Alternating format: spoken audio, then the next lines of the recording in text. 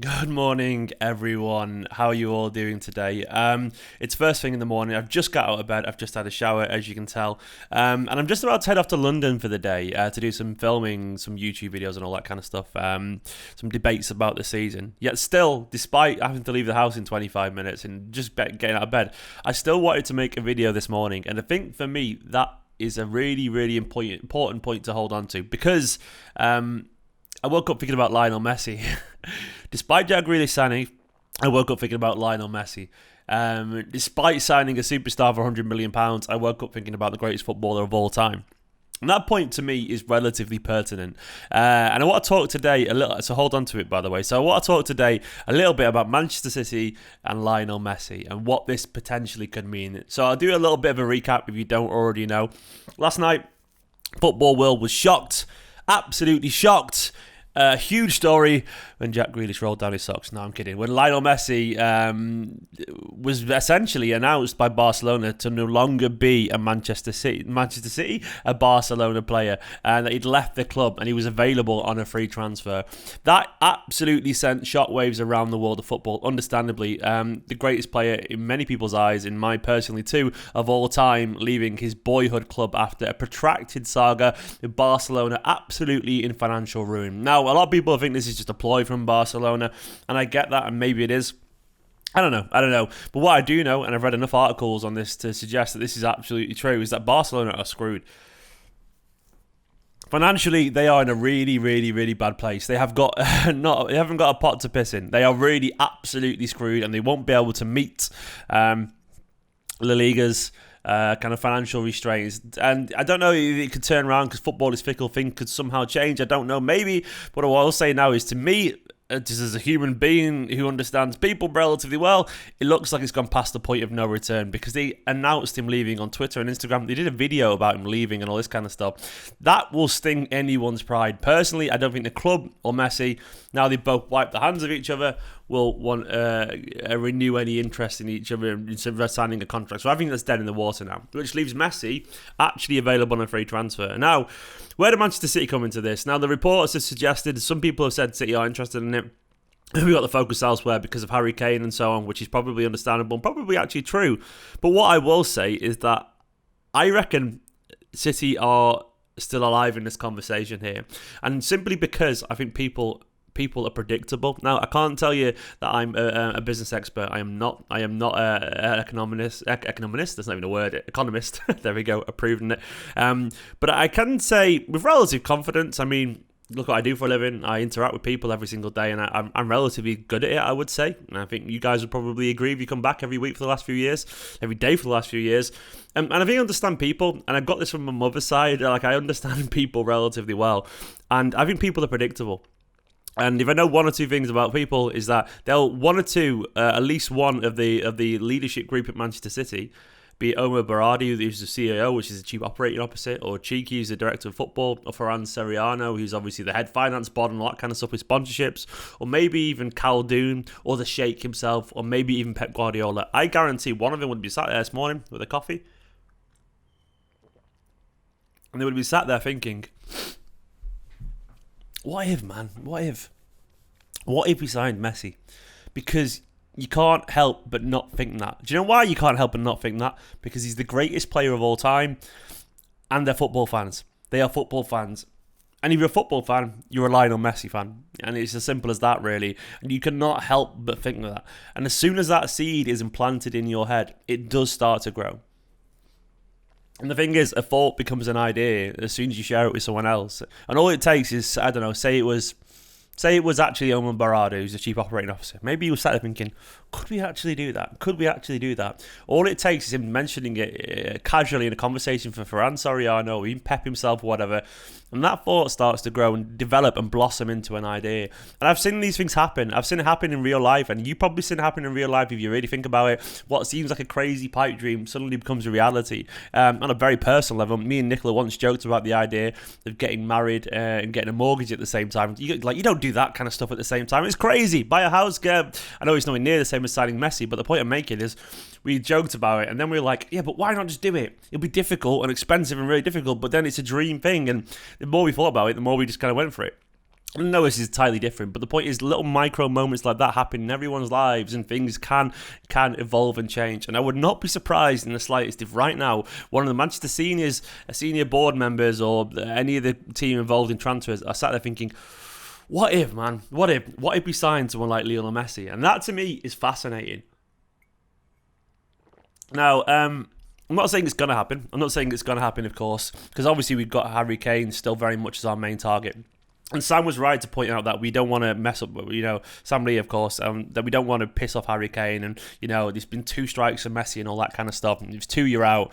But what I'll say is, someone like Lionel Messi, to counter that point, which Sam would probably agree with as well, actually. You wouldn't agree with in terms of the fact that saying I'm right, but you'd agree I've got a point, I reckon, is that someone like Lionel Messi he goes against usual rules of football. He's Lionel Messi, The guy can do what he wants. And the guy incites emotions in people's heads in a way that other footballers simply don't. And I know he's old and all that kind of stuff, but still he's a superstar. Still, he's absolutely fantastic. And if you paid any attention to Barcelona last season, you will know that as a fact. It's not an opinion. He's just a fact. He's brilliant. He's a brilliant footballer, and he's still got an awful lot going for him.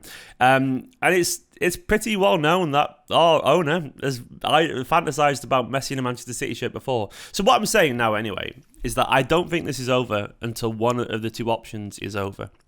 And 2 options being Messi and Kane. And what I will say for Manchester City fans, and I think this is a win-win scenario for all of us, and I genuinely, hand on heart, believe this, is that we are going to sign one of Lionel Messi or Harry Kane now. I think, I don't know, obviously I can't prove it, and it's not guaranteed, but I have never been more certain that we will sign one of these 2. And the reason why is simply because we have to.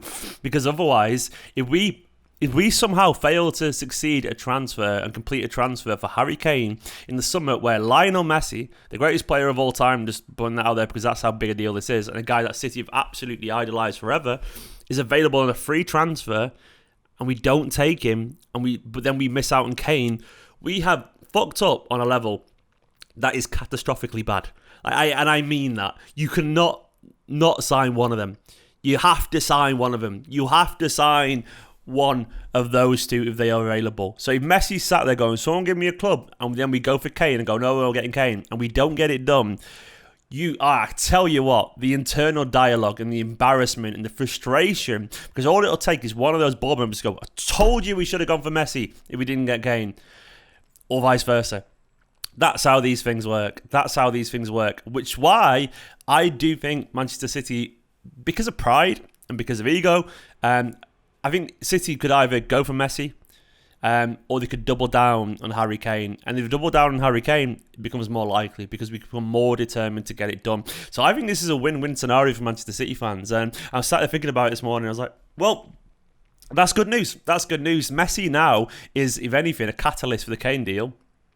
Or he's a sweet alternative. Personally, I would take Messi. I'm obsessed with him. I think he's absolutely insane. Messi for a year, Kane wants to come the year after, or Haaland the year after. I'm a happy man. I understand why people don't want Messi. I actually get it. I genuinely get it. I'm not going to be there and say you're an idiot.